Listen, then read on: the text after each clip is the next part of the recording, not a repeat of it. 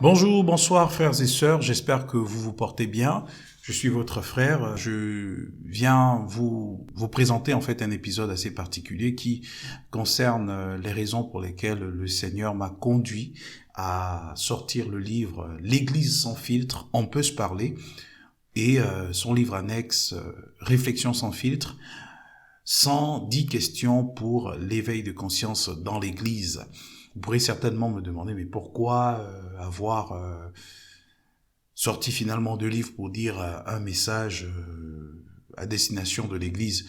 Eh bien, il y a beaucoup d'éléments en tout cas qui expliquent ce travail-là, en tout cas que le Seigneur m'a inspiré. Et donc, c'est tout simplement parce que le constat, il est là.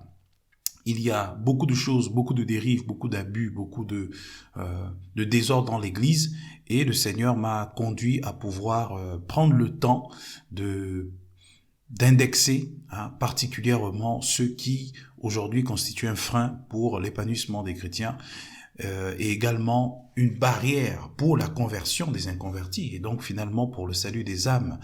Et tout cela a pour dénominateur commun l'idolâtrie, le culte de la personnalité, le culte des hommes et des femmes de Dieu, et naturellement la culture de l'hypocrisie, le pharisianisme, qui fait que finalement on a du mal à appeler les choses par leur nom parce qu'il y a trop de non-dits, il y a trop de tabous, et les chrétiens n'ont plus la liberté pour laquelle Christ est allé mourir à la croix. Ils n'ont plus cette lucidité spirituelle qui leur permet de pouvoir s'exprimer en toute liberté, dans le respect, dans l'amour, dans la bienséance.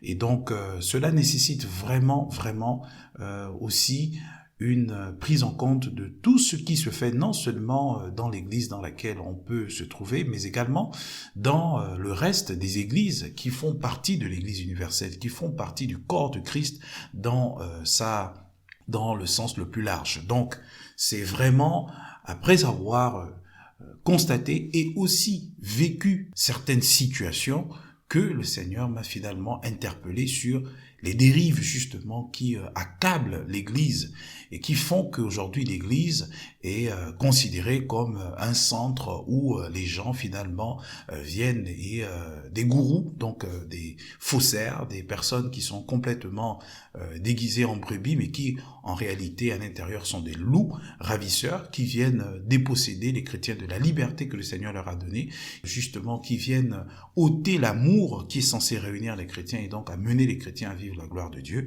Et donc, bref, autant de choses qui vraiment interpellent, et surtout lorsqu'on voit que beaucoup de personnes aujourd'hui, une fois de plus, comme je le disais tantôt, retournent dans le monde, deviennent amères à tout ce qui concerne l'Église, à tout ce qui concerne le Seigneur. Et donc, nous, en tant que chrétiens, en tant que responsable, on ne peut pas rester indifférent face à cela, même si aujourd'hui on est dans un monde qui veut que l'on puisse s'occuper plus de nos vies personnelles, de notre bien-être social, professionnel, bien sûr, sur tous les autres pans, en accordant peu d'intérêt à ce qui concerne l'Église ou en tout cas aux choses spirituelles. Il faut aller au-delà, il faut se dire non, il y a matière à poser les choses sur la table parce que on ne quitte pas le monde pour après se retrouver en enfer. On ne quitte pas le monde, on ne se prive pas de tout ce que le monde a à nous offrir en termes de plaisir, en termes de jouissance, pour après subir des violences, des abus, des dérives, des sortes de traumatismes, justement infligés justement par des responsables qui justement s'appellent pasteurs, qui s'appellent apôtres, qui s'appellent prophètes, qui s'appellent docteurs, qui s'appellent évangélistes, ou en tout cas qui s'appellent hommes de Dieu ou femmes de Dieu, révérends, bishop, archibishop, tout ce que vous voulez.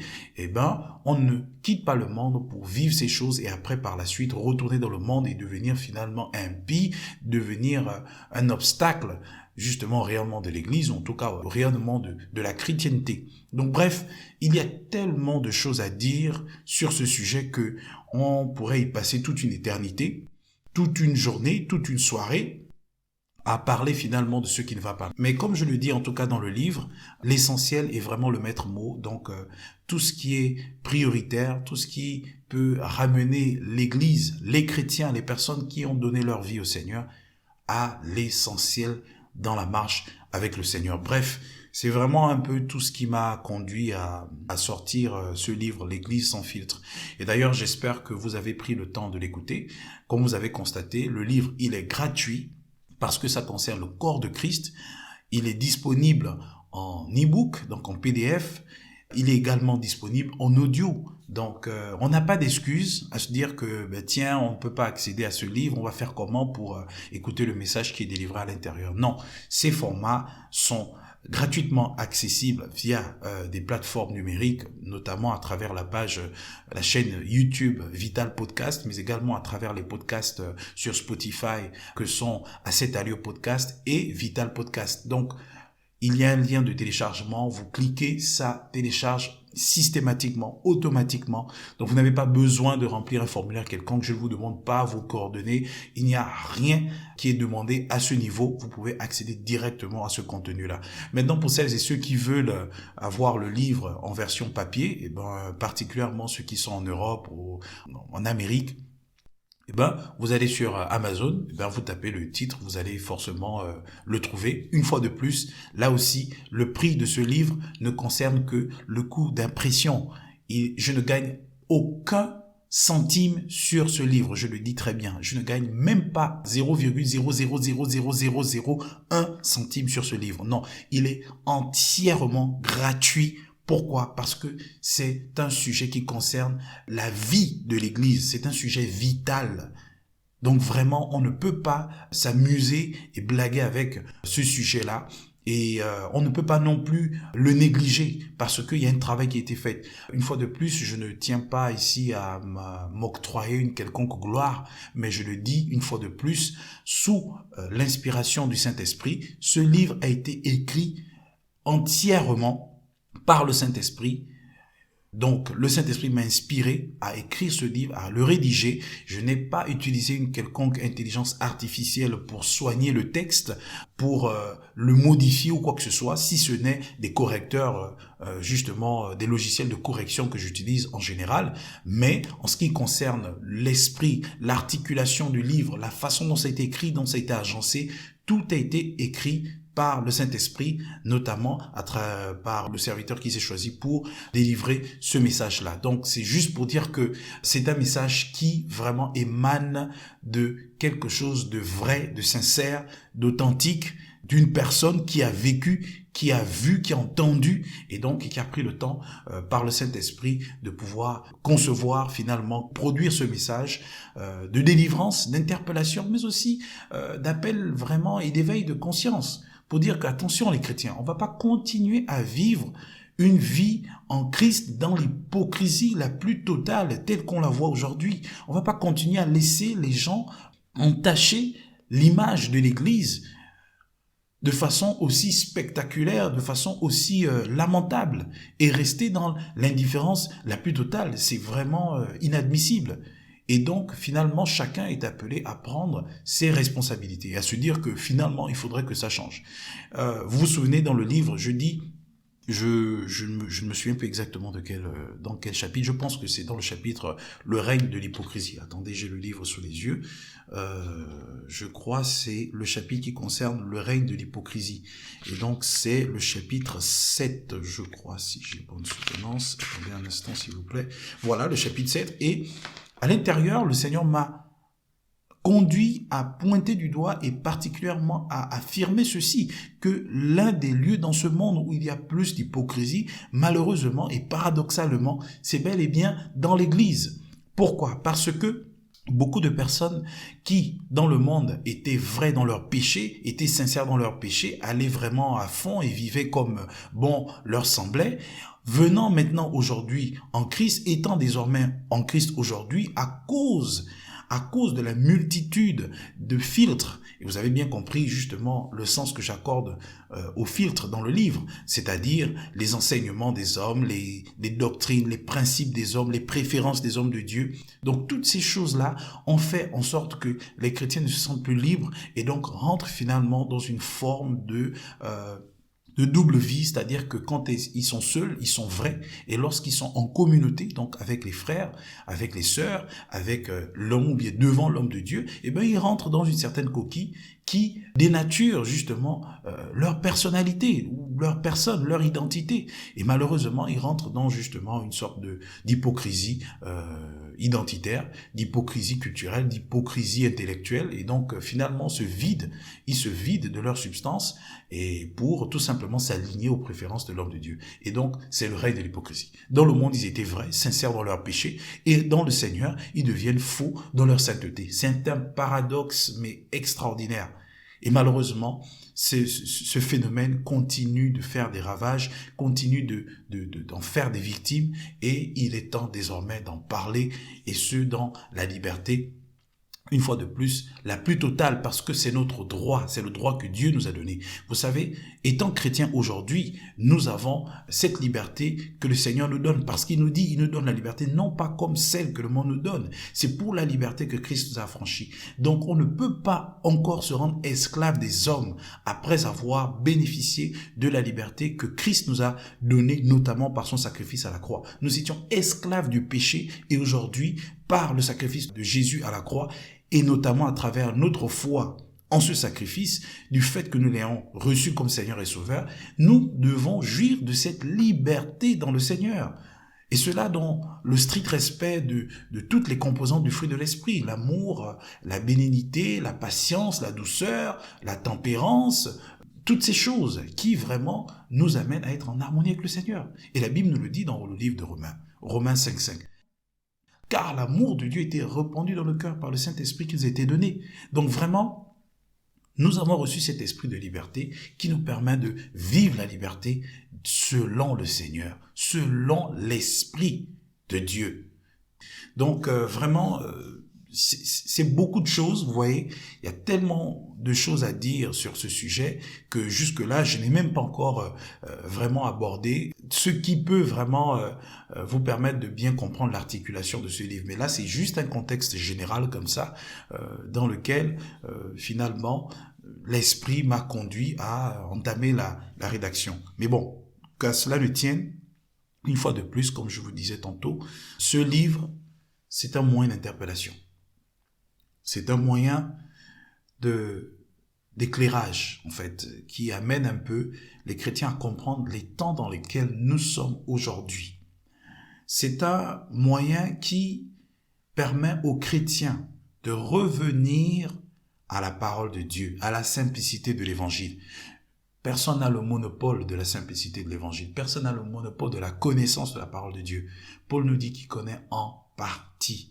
La connaissance qu'il a du Seigneur était limitée, quoiqu'elle était impressionnante, quoiqu'elle était déjà assez importante, mais elle demeurait limitée. Et il dit que c'est quand il verra le Seigneur qu'il le connaîtra tel qu'il est. Et même là encore, nous avons toute une éternité pour découvrir les multiples facettes du Seigneur, mais nous ne pourrons jamais le connaître parce qu'il est Dieu en fait. Donc vraiment, tout ça nous donne de comprendre l'importance, l'intérêt de l'humilité, de la retenue, de la réserve quant à certaines positions qu'on pourrait prendre face à certains chrétiens, face à certaines dénominations, face à certaines communautés de personnes nées de nouveau à travers le monde. Ça devrait nous amener à être humbles parce que finalement, nous ne sommes absolument rien du tout. Nous n'avons aucune valeur si ce n'est en Christ. C'est Christ qui fait notre valeur. Ce n'est pas la connaissance. Ce n'est pas les révélations qu'on peut avoir ici et là. C'est Christ. Une fois que Christ est ôté de notre vie, nous n'avons absolument aucune valeur. Donc c'est lui seul qui doit véritablement être l'objet de notre dévotion dans l'Église, l'objet de notre marche avec le Seigneur, l'objet de notre engagement pour l'évangélisation, l'objet de notre engagement pour le rayonnement de l'Église, l'objet de notre ministère, l'objet de tout ce que nous pouvons faire en lien avec l'Église. Donc vraiment, c'est pour rappeler aux chrétiens l'importance de revenir à la simplicité de l'Évangile.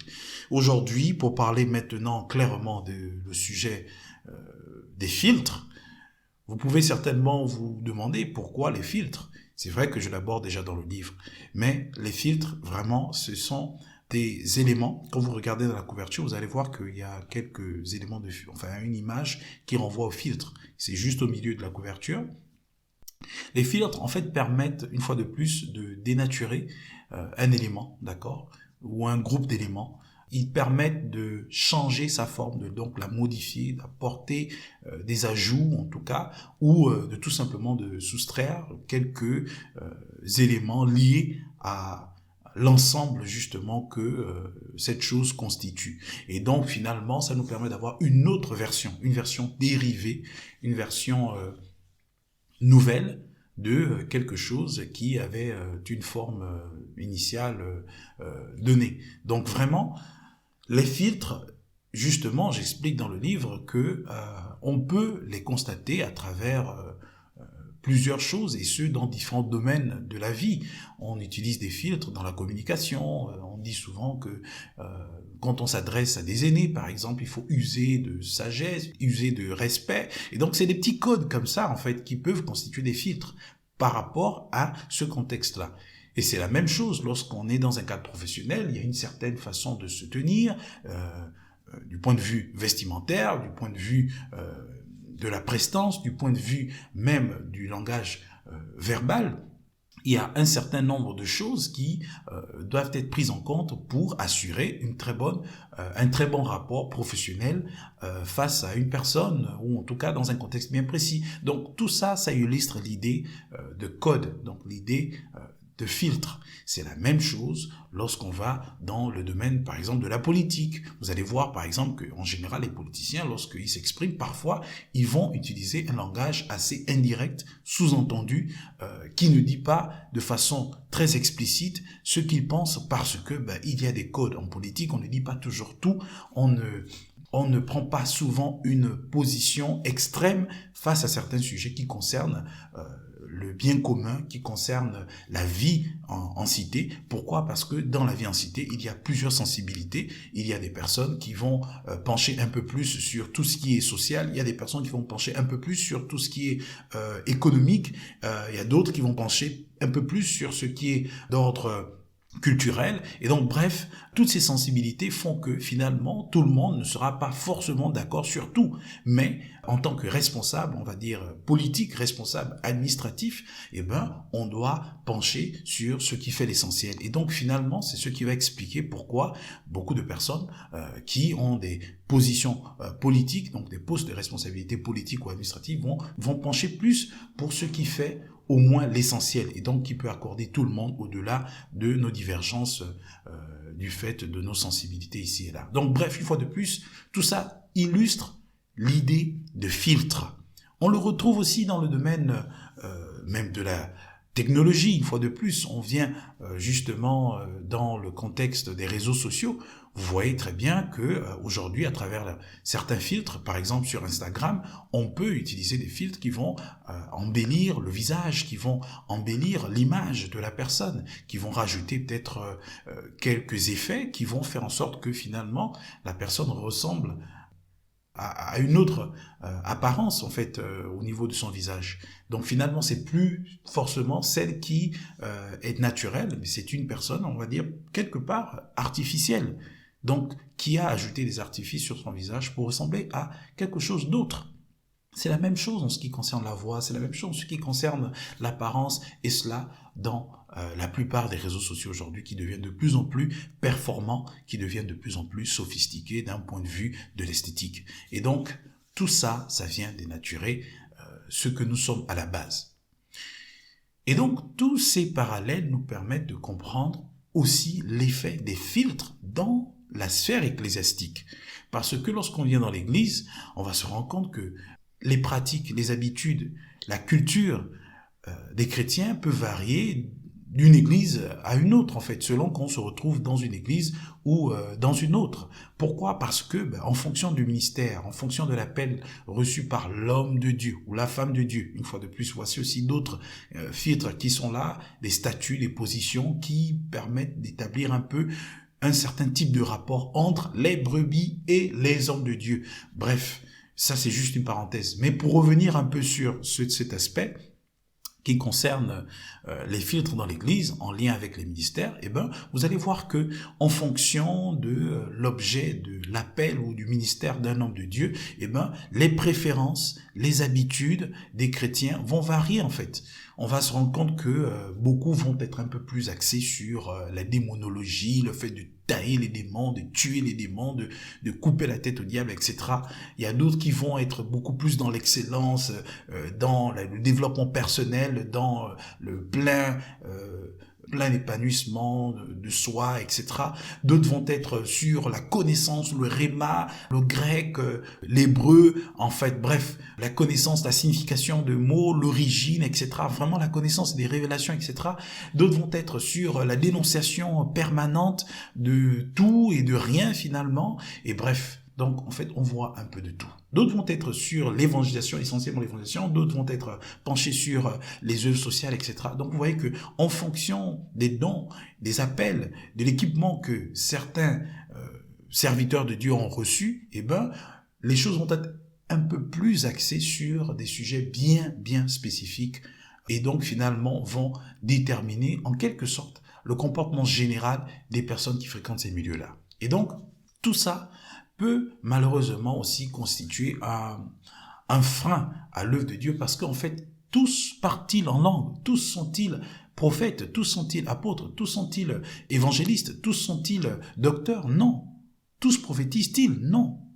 Parce qu'il y a une diversité de dons, de talents que Dieu a investis justement dans l'Église pour l'édification des saints, pour le perfectionnement des saints, pour amener les saints à se déployer et donc finalement à accomplir ce que le Seigneur nous a donné comme mission, d'aller dans les nations et faire des disciples en fait, d'évangéliser, d'annoncer la bonne parole, d'amener des âmes justement à Christ. C'est la raison pour laquelle, d'ailleurs, même dans le livre de Romains, il nous est dit que nous avons reçu la grâce et l'apostolat pour amener à l'obéissance de la foi les païens, donc les personnes qui n'ont pas accepté le Seigneur. Nous avons reçu l'autorité et le mandat pour amener ces personnes à Christ. C'est la raison pour laquelle nous avons besoin d'être à l'écoute du Saint-Esprit. Nous avons besoin d'être à l'écoute du Seigneur pour pouvoir mener ces choses-là. Or, comment le faire lorsque il y a beaucoup d'injonctions, beaucoup d'interdits, beaucoup de subtilités qui visent à encadrer l'expression des talents, des dons et des appels et des ministères des chrétiens dans leurs églises? Comment arriver à le faire lorsque aujourd'hui tout est plus ou moins tenu dans un canevas que seul l'homme de Dieu et les personnes qui l'entourent, donc le collège des anciens, les responsables, les diacres et tout ce que vous voulez, aujourd'hui parviennent à définir les limites de la voix, mais également des messages que les chrétiens sont amenés à recevoir du Saint-Esprit. C'est-à-dire que l'homme de Dieu aujourd'hui a une position qui fait que si les choses ne passent pas par son filtre, ne passent pas par le filtre de sa connaissance, le filtre de ses préférences, le filtre de sa vision des choses, eh ben, rien ne va être validé. J'ai encore là, par exemple, un exemple d'une église dont j'ai suivi une vidéo, mais qui est complètement écœurante. En fait, c'est vraiment, c'est aberrant, en fait, lorsque on se rend compte que finalement, dans des églises, il y a des pasteurs, il y a des hommes de Dieu, entre guillemets, qui arrivent à dire à leurs brebis que si le Saint-Esprit vous dit des choses et que votre père spirituel ou bien votre responsable vous dit d'aller dans l'autre sens, vous devez d'abord écouter l'homme de Dieu ou le responsable. Vous voyez de telles choses. Et vous savez, c'est tellement terrible en fait lorsqu'on réalise vraiment la profondeur de ce genre de dérive sectaire. Et surtout lorsque vous revenez par exemple dans le livre L'Église sans filtre. Vous allez voir par exemple que dans le chapitre, dans le chapitre 3, certaines tares du christianisme, et effectivement, chapitre 3 et le chapitre 4, certaines tares du christianisme, et après le chapitre 4 où on parle de l'influence du monde. En fait, vous devez comprendre que l'ennemi a quitté le ciel avec une grande colère et il a peu de temps, très peu de temps, et il s'active. Mais alors là, de façon très dévouée et engagée à séduire les chrétiens afin que ces derniers puissent échouer à la mission que Dieu leur a confiée, c'est-à-dire celle de gagner des âmes. Et comment est-ce qu'il procède? Eh bien, ce dernier s'infiltre dans l'Église, notamment par la multitude des filtres et donc des codes, des traditions, des coutumes que nous installons au-dessus de la parole de Dieu dans l'Église. Il s'insère à travers justement ces filtres-là pour éloigner les chrétiens du Seigneur. C'est-à-dire, il utilise ce qui est censé rapprocher les chrétiens du Seigneur, finalement, contre eux-mêmes. Je m'explique.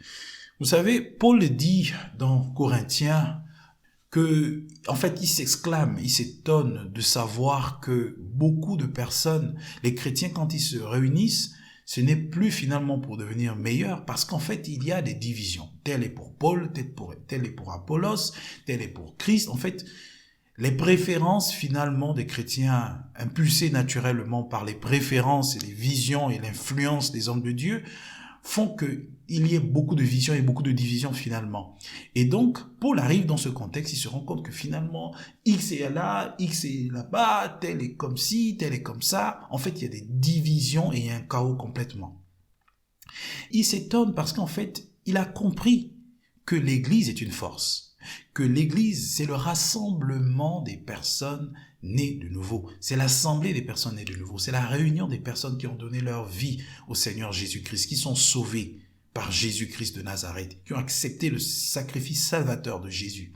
Et donc, il s'étonne de voir que parce que la Bible dit que là où 2 ou 3 sont réunis, il est là. Et donc, là où il y a l'Esprit de Dieu, il y a la liberté. Donc, l'Esprit de Dieu, c'est un esprit qui nous donne la justice, la paix et la joie. En fait, c'est un esprit qui nous donne vraiment, c'est le royaume des cieux, en fait, c'est la présence de Dieu. Et donc, c'est une atmosphère qui nous donne de grandir spirituellement, de nous rapprocher de Christ, de parvenir à la stature parfaite de Christ. C'est vraiment ce qui nous permet de ressembler de plus en plus à Christ. Donc, à chaque fois qu'il y a une réunion d'église, en quelque sorte, c'est une opportunité de rapprochement à Christ. C'est censé être une opportunité de rapprochement à la personne de Jésus-Christ de Nazareth. Et donc, Paul, sachant cette réalité, sachant que l'Église est une force, sachant que l'Église est finalement une occasion pour les chrétiens de grandir spirituellement, s'étonne de voir que c'est le contraire qui prévaut dans l'Église de Corinthe. Il va dire, mais qu'est-ce qui se passe? Qu'est-ce qui n'a pas marché, les frères? Comment se fait-il que à chaque fois que vous vous retrouviez, finalement, ce n'est plus pour devenir meilleur, mais c'est pour devenir pire. Parce qu'il y a des divisions. J'entends qu'il y a des divisions. Et finalement, en creusant, on se rend compte que c'est parce qu'il y a des filtres. Et donc, l'ennemi, justement, utilise cette séduction subtile, mais alors là, qui est d'une subtilité incroyable. Il va utiliser finalement les filtres, donc la religion, pour lâcher le mot, pour éloigner les chrétiens de ceux qui le rapprochent davantage de Christ. Il va utiliser l'Église, qui est la force finalement, qui est l'une des forces, en fait l'un des piliers aussi des chrétiens, parce qu'ils persévéraient dans la communion fraternelle, dans la fraction du pain, dans la prière, comme nous le dit dans Actes au chapitre 2, je crois, verset, je ne me souviens plus du verset, voilà pourquoi je ne cite pas trop le verset, mais j'ai plus vraiment bonne souvenance. Mais il persévérait dans la communion fraternelle. Donc c'est une force, ça fait partie des piliers vraiment de l'Église primitive. Et donc, le diable, sachant cela, il va essayer d'inculquer aux chrétiens l'importance de se retrouver ensemble, mais sans Dieu. C'est-à-dire, il rapproche les chrétiens entre eux dans les limites des filtres de l'homme de Dieu, donc selon le mouvement qu'impulse l'homme de Dieu, tout en éloignant ces chrétiens de Dieu.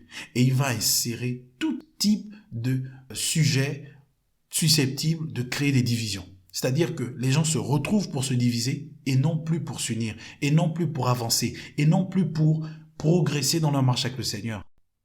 En fait, c'est un rassemblement pour le sous-développement spirituel et non pas pour le développement spirituel. C'est un rassemblement pour la médiocrité spirituelle et non pas pour l'excellence spirituelle.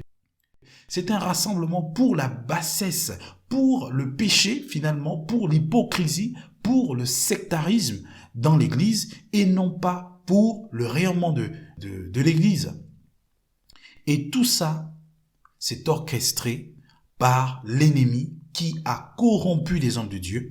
Et une fois de plus, lorsque vous lisez le livre, il y a toute une série d'activités que le diable propose ou impose à ses serviteurs, malheureusement, dans l'Église, pour assujettir le peuple de Dieu, pour amener le peuple de Dieu à ne plus avoir la sensibilité et la lucidité spirituelle et intellectuelle nécessaire pour écouter le Seigneur, pour avoir un sens de discernement, pour avoir un sens d'écoute à la voix du Saint-Esprit. Et tout ça, une fois de plus, il ne faut pas en parler. Pourquoi? Parce que c'est un tabou. Ça peut être mal interprété par l'homme de Dieu. Mais on joue finalement à quoi en fait? D'ailleurs, il ne s'agit même pas d'un jeu. Il est question de la vie éternelle. On ne quitte pas le monde pour retourner dans le monde en fait. Après avoir été blessé, brisé dans l'église. On va lire un peu ce passage dans Luc. Vous savez, je ne suis pas habitué, moi j'ai pas l'habitude de me lever pour dénoncer ou pour interpeller tel que le Seigneur me conduit, mais c'est à un moment donné par sens de responsabilité. Et je pense que lorsqu'on voit qu'une fois de plus qu'il y a des dérives, il y a des personnes brisées, il y a des personnes vraiment affectées très profondément par les dérives, la manipulation, l'envoûtement, la sorcellerie des hommes de Dieu, entre guillemets, et des femmes de Dieu, les témoignages sont légion, j'en connais et j'ai vécu, j'ai participé même par la grâce de Dieu à l'éclairage, à l'ouverture des yeux spirituels de beaucoup de personnes qui ont dû sortir justement de sectes qui sont pourtant appelées églises. Et à un moment donné, on se dit, il faut ouvrir la bouche, il faut essayer d'interpeller. Et le Seigneur a permis, à travers justement le livre L'Église sans filtre, de pouvoir pointer du doigt. Parce qu'il y a même beaucoup d'hommes de Dieu qui, à un moment donné, ont bien commencé. Mais avec le temps, à force de vouloir insérer ou intégrer certains codes mondains dans l'Église, on finit par faire naufrage, en fait. Pourquoi? Parce que il y a beaucoup de filtres qui sont rentrés, beaucoup de choses qui, aujourd'hui, ont déterminé l'organisation de l'Église, le fonctionnement de l'Église, et même, et ça, malheureusement, la voix du Saint-Esprit. C'est-à-dire, c'est plus le Saint-Esprit qui parle. Il n'y a même plus l'Esprit. C'est juste des œuvres. C'est juste du bruit. C'est juste des préférences de l'homme de Dieu. C'est juste, en fait, des performances. C'est juste une démonstration, entre guillemets, de puissance. Mais en fait, ça reste du bruit parce que, en fait, l'esprit n'est plus. Il n'y a plus d'amour. C'est des divisions qui règnent. Et il y a la manipulation à son paroxysme. Et on se dit, mais comment rester insensible face à cela? C'est incroyable. Donc, pour ne pas m'écarter, je vais revenir sur Luc, chapitre 4, à partir de verset 18. La Bible dit, c'est Jésus qui parle. Il dit, « L'Esprit du Seigneur est sur moi, parce qu'il m'a oint pour annoncer une bonne nouvelle aux pauvres. Il m'a envoyé pour guérir ceux qui ont le cœur brisé, pour proclamer aux captifs la délivrance et aux aveugles le recouvrement de la vue, pour renvoyer libres les opprimés, pour publier une année de grâce du Seigneur. » Avant de commencer pleinement son mystère, le Seigneur a donné sa feuille de route. Il dit, voici ma mission. Voici ce pourquoi je suis venu ici. En fait, que de bonnes choses. Christ est l'auteur de ces bonnes choses. Parce que Dieu l'a mandaté pour cela. Donc là où il y a des chrétiens, on est censé vivre la réalité de ces choses. On est censé annoncer la bonne nouvelle déjà pour évangéliser.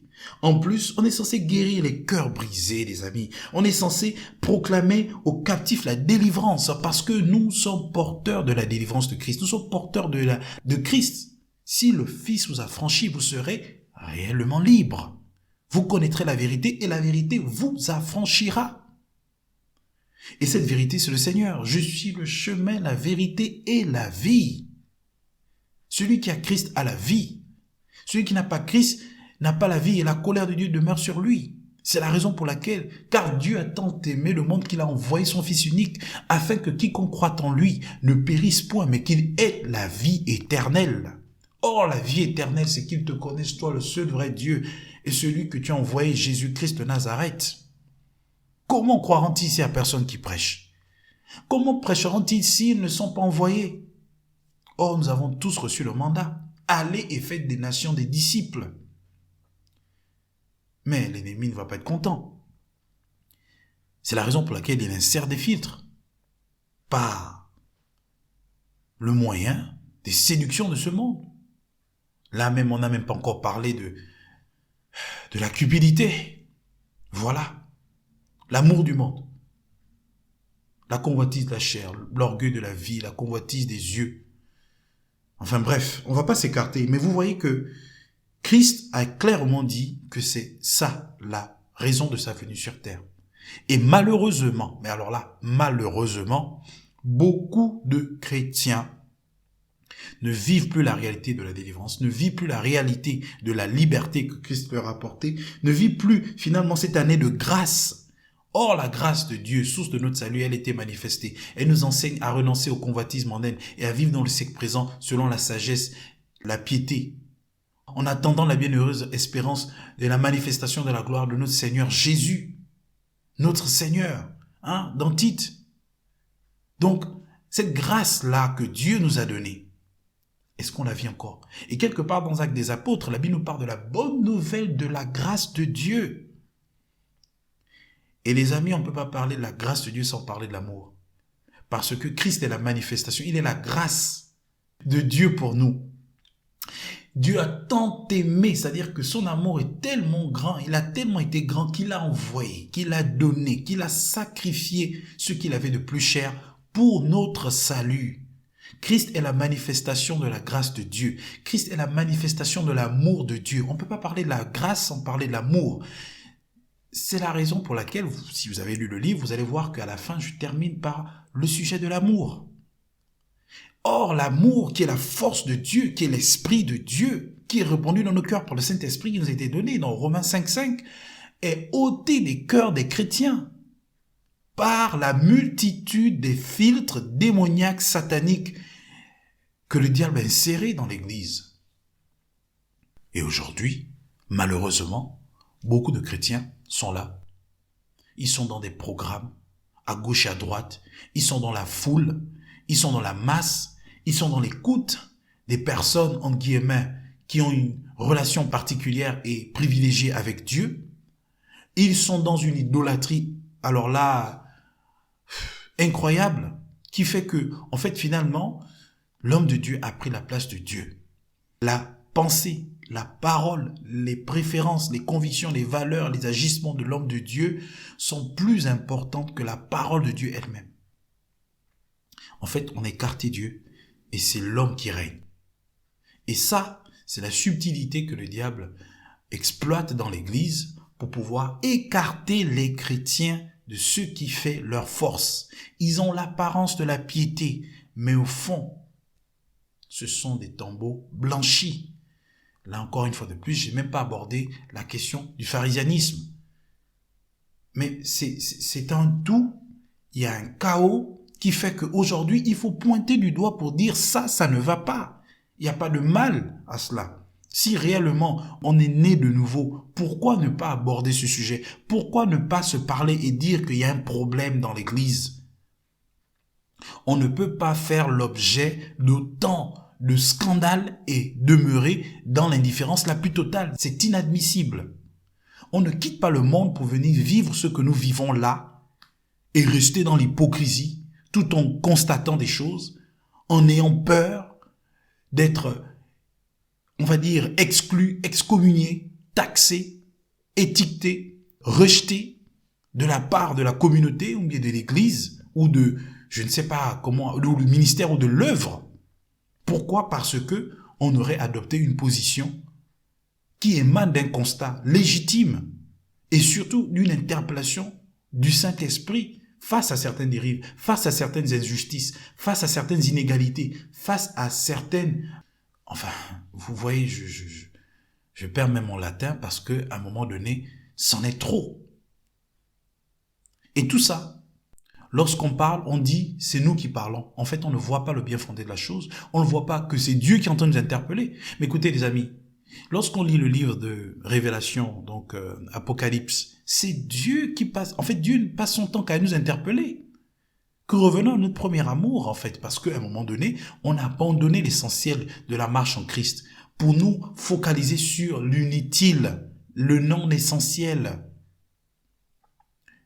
Je me souviens une fois, lors d'une conversation, enfin, j'ai même pas envie de mentionner ça, mais je dis souvent que les amis, restant sur l'essentiel, restant sur ce qui fait en sorte que nous puissions nous entendre, nous accorder, comme nous dit Colossiens, le lien de la perfection qui est l'amour. Tant que cela dépend de nous d'être en paix avec tout le monde, c'est clair qu'on va pas s'entendre avec tout le monde. On va pas certainement avoir les mêmes affinités, la même proximité, la même complicité. Mais ce que nous avons en commun, c'est l'amour que nous avons dans le Seigneur. Et donc, à un moment donné, il faudrait être réaliste et sincère et être honnête de réaliser que nous n'allons pas être d'accord sur tout. Nous n'allons pas être d'accord sur tout. Ça, c'est une évidence. Penser le contraire serait vraiment un leurre parce qu'aujourd'hui, l'Église veut que tout le monde se conforme. En fait, il y a un conformisme absolu. Ce qui fait qu'aujourd'hui, une fois de plus, comme je le dis dans le livre, lorsque vous parlez avec Jean, vous avez l'impression que vous parlez avec Paul. Ou lorsque vous parlez avec la sœur Ruth, vous avez l'impression que vous parlez avec la sœur Pauline. Lorsque vous parlez avec l'ancien Joseph, vous avez l'impression que vous êtes en train de parler avec le pasteur Bernard. C'est incroyable. On ne peut pas être tous les mêmes. C'est impossible. C'est impossible. On ne peut pas être tous les mêmes. Et la séduction dans laquelle l'Église brille aujourd'hui, c'est l'effet du sectarisme en fait. Il faudrait que tout le monde pense de la même façon, s'exprime de la même façon, agisse de la même façon, se comporte de la même façon, ait les mêmes préférences, ait une même culture. Mais c'est pas possible. Dès lors qu'on sort un peu, on est taxé, on est étiqueté. Non, ce n'est pas bibliquement justifiable ce genre d'attitude. Pourquoi? Parce que la séparation aussi, elle est biblique. L'authenticité est biblique. Il y a des particularités. Il y a des singularités. Il y a de la personnalité en chacun. Et aujourd'hui, beaucoup de chrétiens manquent d'authenticité. Pourquoi? Parce qu'il faut se conformer à la pensée de l'homme de Dieu. Il faut se conformer à la culture, à la préférence ou à la constitution finalement de l'Église, qui vient au-dessus de la parole de Dieu, qui est censée faire sa force. Donc finalement, vous voyez que c'est un chaos dans lequel l'Église se trouve. Il faut qu'on en parle. Il faut que, si le Seigneur permet que vous ayez lu le livre L'Église sans filtre et son livre annexe, je vous invite vraiment à lire le livre annexe ou bien à l'écouter, parce que c'est gratuit, vous n'avez aucune excuse, une fois de plus. Si jamais vous vous trouvez dans une situation où vous constatez tout ce qui est décrit dans cette émission spéciale, sur le livre, ou en tout cas sur le livre en lui-même, que vous avez écouté, et peut-être ce que vous avez reçu comme interpellation, peut-être par d'autres personnes, sur ces mêmes sujets, vous n'avez plus d'excuses. Vous devez prendre vos responsabilités. Vous devez soit en parler, vous devez, je ne sais pas, j'ai même pas envie de vous dire ce qu'il faut faire, parce que ce n'est pas là l'objet de ce que Dieu m'a dit de faire, en fait, de ce que Dieu m'a donné comme message. Le message, il est donné et c'est à chacun de faire ce qu'il veut. Mais on est tous membres du corps de Christ. On se doit de parler selon la vérité. La Bible nous dit la vérité, que chacun parle à son frère selon la vérité. Mais cette vérité aujourd'hui, elle est biaisée parce que la parole de l'homme de Dieu ou la femme de Dieu ou du gourou est au-dessus de la parole de Dieu. Et lorsqu'on constate ces choses, il faut revenir sur la parole de Dieu. Il faut avoir, par la grâce de Dieu, le courage de pouvoir appeler les choses par leur nom pour dire qu'il y a un problème. Il faut qu'on en parle. Une fois de plus, les amis, ce n'est pas un jeu. On ne quitte pas le monde pour venir dans l'église, pour subir le contraire de ce que Jésus a dit ici dans Luc 4, chapitre 18. On ne quitte pas le monde pour venir être brisé encore dans l'église, pour être aveugle, pour être opprimé, pour être appauvri intellectuellement, financièrement, spirituellement, relationnellement. En fait, on vous dépossède de tout ce que vous avez, en fait, qui est parfois est essentiel. En fait, qui est vital même pour le bien-être et l'équilibre d'une personne sur Terre. Votre capacité d'analyse, votre esprit critique, vos finances, vos relations. Aujourd'hui, dans les églises, ne fréquente pas telle personne parce qu'il ne s'entend pas avec X, ne parle pas avec telle personne parce que la personne n'est plus avec nous, qui n'est pas avec nous est contre nous. Aujourd'hui, Dieu va te maudire parce que tu ne donnes pas assez d'argent. Dieu va te maudire parce que tu ne participes pas au programme. Tu ne viens plus au programme. Ta chrétienté est remise en cause. Mais vous-même, vous ne voyez pas que c'en est trop. Vous-même, vous ne voyez pas qu'il y a un problème là. Ça ne vous interpelle pas, ça ne vous interroge pas. De constater que votre liberté aujourd'hui est privée, votre liberté aujourd'hui est tenue en captivité au gré d'un groupuscule de personnes ou de peut-être l'homme de Dieu, le tout-puissant homme de Dieu, la tout-puissante femme de Dieu. Vous-même, ça ne vous interpelle pas. Ça ne vous interpelle pas de constater que vous n'êtes pas libre de dire ce que vous pensez, tel que vous le voulez. Bien sûr, dans le strict respect de l'honnêteté, la dignité, la justice, la bienséance, le respect, la considération, l'amour. Mais attention, dans l'amour, on se dit les vérités. Donc, il ne faut pas se leurrer sur le fait que nous tous, on va avoir la même vision, on va se comporter de la même façon. Le conformisme, c'est même pas biblique. Ne vous conformez pas au siècle présent, mais soyez transformés par le renouvellement de l'intelligence, afin que vous connaissiez la volonté de Dieu, ce qui est bon, agréable et parfait. Chacun doit pouvoir avoir une pleine conviction dans son esprit, parce que ce qui n'est pas le fruit d'une conviction est un péché. Beaucoup de personnes font des choses, pas par conviction, mais par tendance, par effet de masse, par effet de groupe. Mais on doit faire attention. Le suivisme, c'est dangereux parce que lorsqu'on agit par suivisme en groupe, par effet de masse, c'est bien. C'est l'effet de masse. Mais les conséquences, ça se subit à l'échelle individuelle. C'est personnellement qu'on subit les conséquences d'une prise de décision qui a été faite sur la base de l'effet de masse. Donc vraiment, il faut vraiment être conscient de chaque acte que l'on pose. Il faut que les uns et les autres prennent la mesure de ce qui est dit ici. Il ne s'agit pas d'un complot, d'un problème particulier avec une église ou avec un homme de Dieu ou avec un groupe de personnes. Non, il s'agit d'une interpellation généralisée qui concerne plus d'une église dans le corps de Christ et quelque chose doit être fait. Et ça commence d'abord par les chrétiens eux-mêmes qui sont considérés comme des brebis qui sont vulnérables aux yeux de plus en plus du diable en tout cas, mais également des hommes de Dieu. Et parfois même j'ai l'impression que le diable même lui-même s'étonne du degré d'idolâtrie des chrétiens. Lorsque vous regardez sur la toile, il y a tellement de choses. Une fois de plus, si on se met à parler de ça, on ne finirait jamais. Jamais. Des gens qui paient pour se faire délivrer, pour consulter, pour boire de l'eau spirituelle, je ne sais pas. Des gens qui font des choses, mais c'est incroyable. Et aujourd'hui, c'est parfois des païens, des personnes inconverties, qui vont même nous interpeller sur ce qui se passe dans la maison. Mais c'est incroyable. Il y a tellement de choses à dire, les amis. Il y a tellement de choses à dire.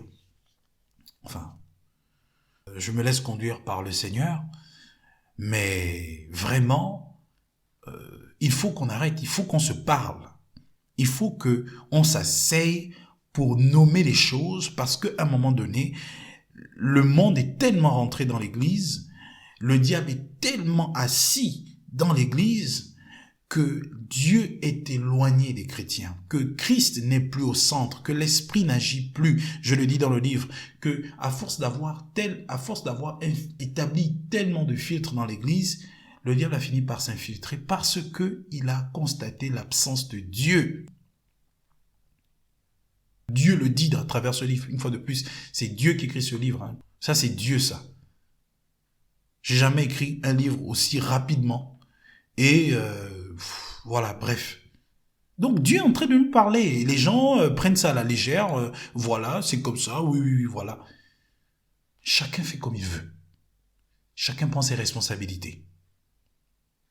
Je n'ai jamais voulu, voilà, interpeller ou me permettre d'écrire un livre sur ce genre de sujet. Mais si je l'ai fait, c'est que vraiment j'ai été inspiré par le Saint-Esprit. Et Dieu parle tantôt d'une manière, tantôt d'une autre. À un moment donné, il faut qu'on arrête ça. On ne peut pas s'appeler chrétien, on fait du mal aux gens, on est sujet au scandale, par nos agissements, on occasionne le retour au monde de beaucoup de personnes rétrogrades, beaucoup de personnes divorcent, beaucoup de personnes se séparent des amis, des personnes qui se parlaient, je le dis une fois de plus dans le livre, il y a des personnes qui se parlaient bien du jour au lendemain, elles arrêtent de se parler, elles arrêtent de se fréquenter, elles arrêtent tout contact, et pourtant c'est des personnes qui n'ont aucun problème. Mais comme elles ne sont pas d'accord avec le système, avec la façon dont les choses sont faites dans l'église, elles sont taxées de tout et de rien. Pourtant, les choses sont là, sous nos yeux, évidents. On va dire, il ne faut pas parler. C'en est trop. Il y a trop d'hypocrisie dans le corps de Christ. Il y en a trop. Et c'est pas pour faire un buzz, hein. C'est pas parce qu'aujourd'hui tout le monde en parle, il y a des gens qui parlent de ça, il y a même des personnes qui ne sont pas converties qui parlent de ça, qu'on se permet de parler de ça parce qu'on cherche des vues. Je ne cherche aucune vue. Aucune vue. Juste dire, c'est Dieu qui est en train de nous interpeller, les amis. À un moment donné, je comprends pourquoi Jésus était tellement dépassé par le comportement des pharisiens, jusqu'à parfois même craquer au point de dire, vous êtes une race de vipères. Parce qu'il ne savait pas comment, en fait, il ne comprenait pas pourquoi des personnes qui, soi-disant, connaissent la loi, pouvaient se comporter de la sorte. C'est-à-dire pouvaient être aussi hypocrites, aussi faux, aussi méchant tel qu'il était. Donc il dit race de vipères. Ah, une vipère, ça ne joue pas. Hein? Une vipère, ça ne joue pas. Donc vraiment, c'est la race du diable en fait. C'est la race de l'ennemi. C'est la race de la séduction. Celui qui est passé par le serpent, qui a séduit Ève, qui a détourné Ève, nos ancêtres. Ève, Adam et Ève. C'est cette race-là, ces personnes-là qui viennent dire « Non, Dieu n'a pas dit ça. Mais Dieu sait que le jour où vous en mangerez, vous deviendrez comme lui, vous allez ouvrir les yeux. » De quelle ouverture de vision parlait-il? Cette race-là, qui vient dire que si le Saint-Esprit te dit quelque chose, mets ça de côté parce que papa daddy, le daddy des daddy, le père spirituel, le responsable a parlé. Ce Dieu-là qui dit que, enfin, cette race-là qui dit que l'homme de Dieu a dit, l'apôtre a dit, le pasteur a dit, dans l'œuvre on a dit, dans l'église on a dit, dans le ministère on a dit, dans la vision on a dit. Au détriment de ce que le Saint-Esprit dit dans l'intimité des personnes. Mais c'est incroyable. Est-ce que les gens se souviennent encore de l'histoire du faux prophète, du jeune prophète? Le jeune prophète avait écouté la parole du vieux prophète. Parce que le vieux prophète s'est basé sur l'expérience, l'âge, la puissance, le ministère, tout ce qui est impressionnant pour conseiller le jeune prophète. Et le jeune prophète, il a pris cela comme parole d'évangile. Qu'est-ce qui s'est passé? Il a été mangé par des lions. La fin était tragique. Il a perdu la vie. C'est l'image, en fait, de la perdition spirituelle dans laquelle beaucoup de chrétiens brillent aujourd'hui. Bien pour lesquels ils sont victimes. Parce qu'ils écoutent plus l'homme. Et la Bible nous dit, maudit l'homme qui se confie en l'homme, qui prend la chair pour appui. Il ne voit point arriver le bonheur. Il est maudit. Or, celui qui s'appuie sur Dieu, sur la parole de Dieu, cette personne est bénie, c'est-à-dire que son feuillage reste vert. La Bible nous le dit. Et aujourd'hui, si l'Église est dans cet état, c'est parce que l'homme règne, les doctrines des hommes règnent, les traditions des hommes règnent, elles annulent la parole de Dieu à leur profit. Jésus le disait, vous annulez la parole de Dieu au profit de vos traditions, les scribes, les pharisiens. C'est cette culture du pharisianisme dans l'Église qui fait qu'aujourd'hui, les chrétiens sont plus dans l'effet de masse, le show, la mode, tout ce que vous voulez, ce qu'on voit aujourd'hui sur les réseaux sociaux. Parfois, aujourd'hui, on a du mal à comprendre la différence entre les chrétiens et les non-chrétiens. Même les musiques, tu écoutes des musiques, aujourd'hui, les sujets sont essentiellement mondains, essentiellement terrestres, essentiellement charnels, et les musiques sont essentiellement, elles sont particulièrement belles, agréables à entendre, dansantes, zoukantes. C'est incroyable. Bref, une fois de plus, on ne va pas s'écarter de l'essentiel, mais juste dire que tout ça, c'est censé nous interpeller. C'est censé nous interpeller lorsqu'on sait qu'on se reconnaît dans certaines choses. Parce que, vous savez, la séduction est tellement forte que les gens ne se rendent même pas compte du temps dans lequel nous sommes. Et à force d'être habitués à entendre ça, comme les gens étaient habitués à entendre Noé qui disait « Attention, il y aura le déluge. Attention, Dieu va frapper. Il faudrait entrer dans l'arche. Il faudrait entrer dans l'arche. » Les gens se sont laissés emporter par les plaisirs. Ils buvaient, ils mangeaient, ils faisaient tout ce qu'ils faisaient. Ils vaquaient à leurs occupations. Parce qu'aujourd'hui, c'est ce qui caractérise l'activité humaine. On est de plus en plus occupé à tout ce qui concerne notre quotidien. Et l'aspect spirituel, ça vient vraiment en second plan. Et donc Noé était en train de construire l'arche. Les gens bâtissaient, construisaient, entreprenaient, faisaient tout ce qu'ils faisaient. Il n'y a rien de mal à ça. Mais leur cœur était tellement attaché à ça. La Bible dit que là où il y a ton cœur, là sera ton trésor. Leur trésor n'était plus le Seigneur. Chacun, tout le monde cherchait son intérêt, son propre intérêt, comme dit Paul. Et donc Noé a construit l'arche jusqu'à ce que le déluge est arrivé. Il est parti, il a été sauvé, lui, sa femme, ses enfants, etc. Et c'est ce qui se passe aujourd'hui. Nous sommes dans des temps où on voit des choses, on constate qu'il y a des guerres, des bruits de guerre, il y a des divisions, il y a des chaos, du scandale, des choses abominables, des abominations plus grandes que le mot abomination. C'est-à-dire des choses extraordinaires qui se passent sous nos yeux, mais on est en mode ouais, c'est bon, ok. Pourquoi? Parce qu'on est anesthésié spirituellement. Le diable a réussi à créer tout type d'anesthésiant spirituel pour mettre les chrétiens dans une posture où, ouais, c'est du déjà vu, ouais, on sait, on connaît, afin que ces derniers continuent de vaquer à leurs occupations. Il n'y a plus d'huile, il n'y a plus de réserve, il n'y a plus d'intimité avec le Seigneur. On est comme ces 10 vierges, il y a comme ces 5 vierges folles qui pensaient qu'elles avaient toujours une intimité avec le Seigneur, qui se sont assoupies. Et même les 10 autres, les 5 autres qui étaient sages, se sont aussi assoupies parce que les temps dans lesquels nous sommes sont très difficiles, sont très compliqués.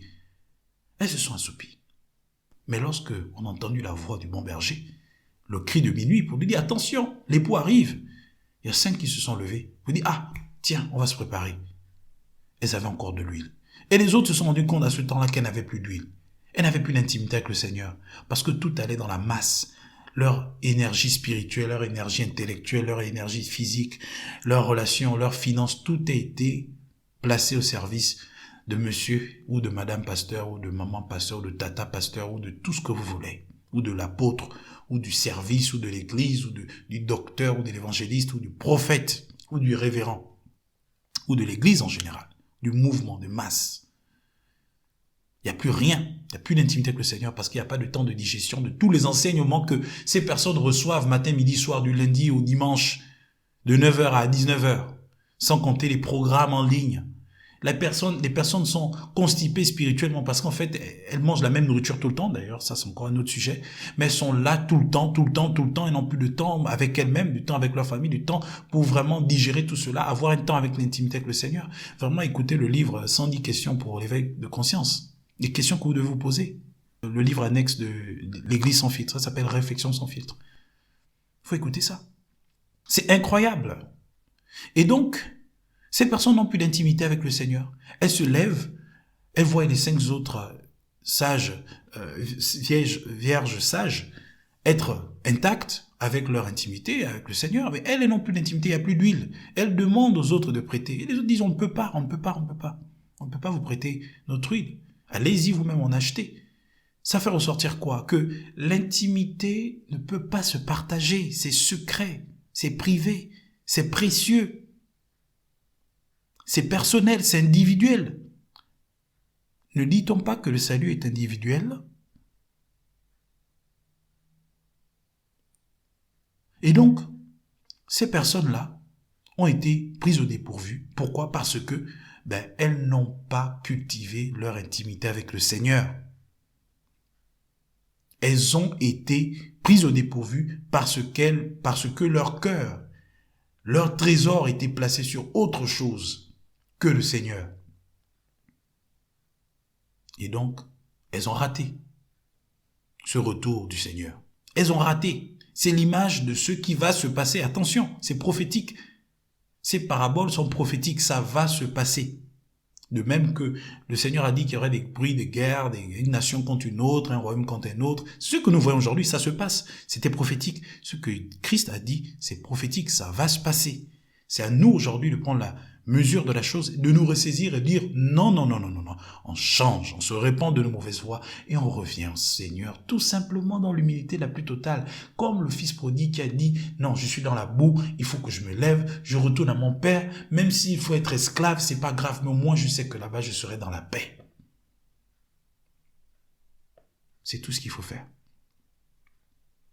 Donc, les 5 vierges sages ne pouvaient pas partager leur intimité, leur huile. Il y a des choses qu'on peut dire, qu'on peut partager, à d'autres, il y a des choses qu'on ne peut pas partager. Je ne peux pas envoyer une personne pour dire, tiens ma tête, amène ça chez le coiffeur, coiffe-moi comme ça, et tu me la ramènes. C'est pas possible. C'est moi qui dois le faire. Mais je peux dire à une personne, tiens, prends de l'argent, achète-moi une tondeuse, tu me la rapportes et je vais me coiffer. Il y a des choses qui relèvent de notre responsabilité. C'est la raison pour laquelle tout ce que je suis en train de dire, je suis en train de chuter, doit pouvoir nous conduire à la prise de responsabilité, la prise de décision salutaire pour notre âme d'abord, mais aussi pour les autres, parce qu'il faudrait que nous puissions alerter les autres. Je ne suis pas obligé de faire ce que je fais là. Alors là, j'ai d'autres choses qui peuvent constituer des priorités pour moi, mais ça, c'est parce que Dieu me remplit tellement de ça que je suis obligé de parler. Je suis obligé de le dire. Il y a autre chose qui peut nous occuper quotidiennement. Mais à un moment donné, il faudrait qu'on prenne nos responsabilités pour dire qu'on va arrêter avec cette hypocrisie. On va arrêter avec ce non-dit. On va arrêter de subir les conséquences de quelque chose dont on sait, dont on connaît l'origine, mais dont on s'abstient d'aborder justement le sujet. Et ça, c'en est trop.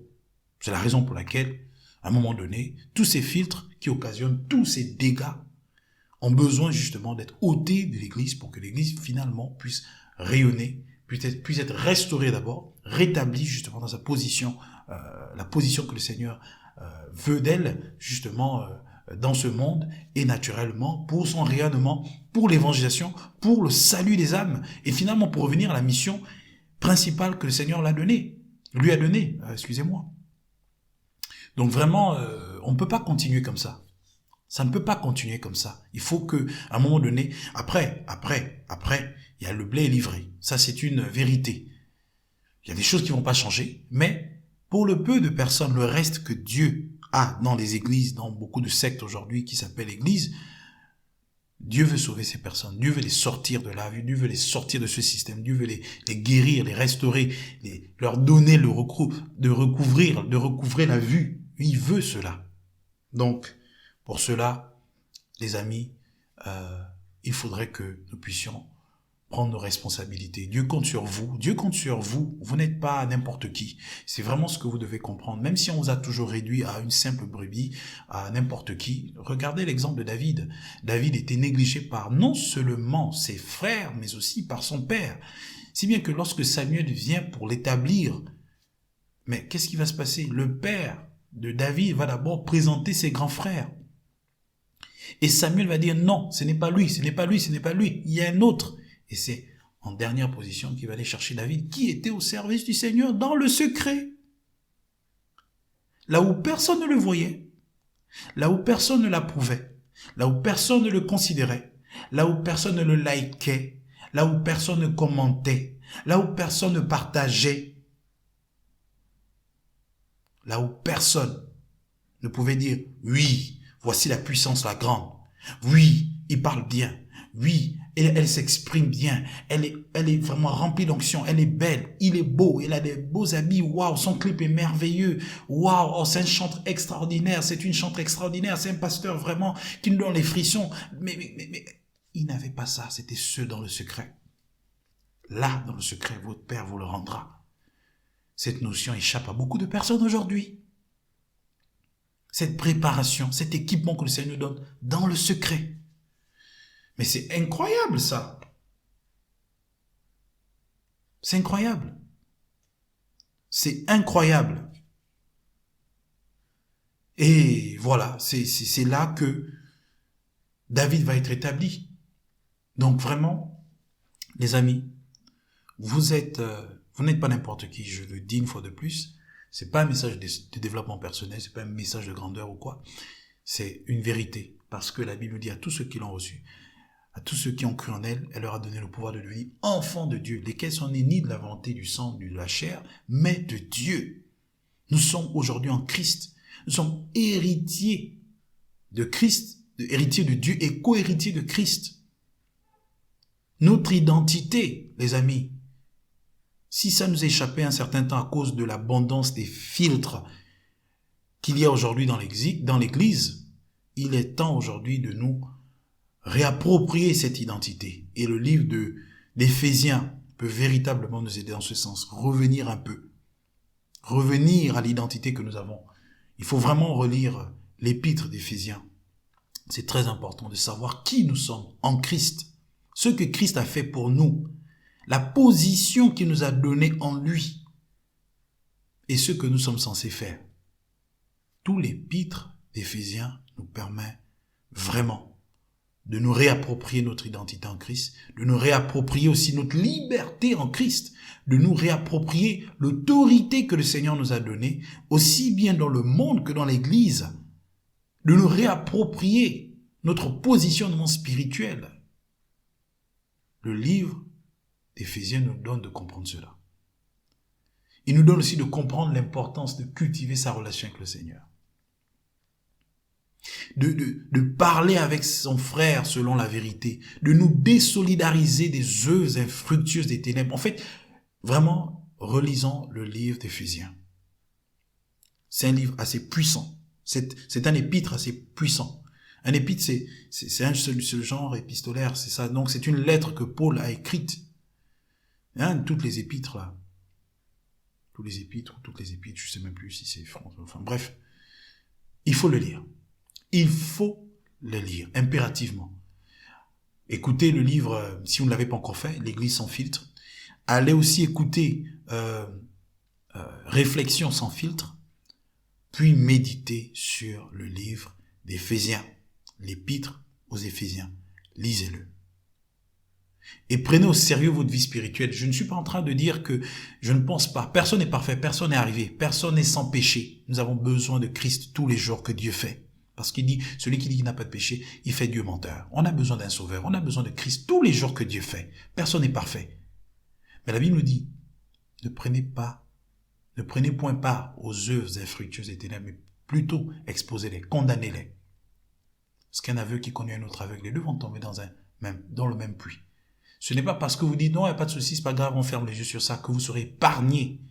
C'est une vérité. Et ça, malheureusement, la religion veut exclure ce fait, cette réalité, cette vérité-là, dans la conscience des chrétiens. C'est la raison pour laquelle les chrétiens doivent prendre conscience et se dire, maintenant, c'en est trop. On a trop été aveuglés, on a trop été embaratiné, envoûté.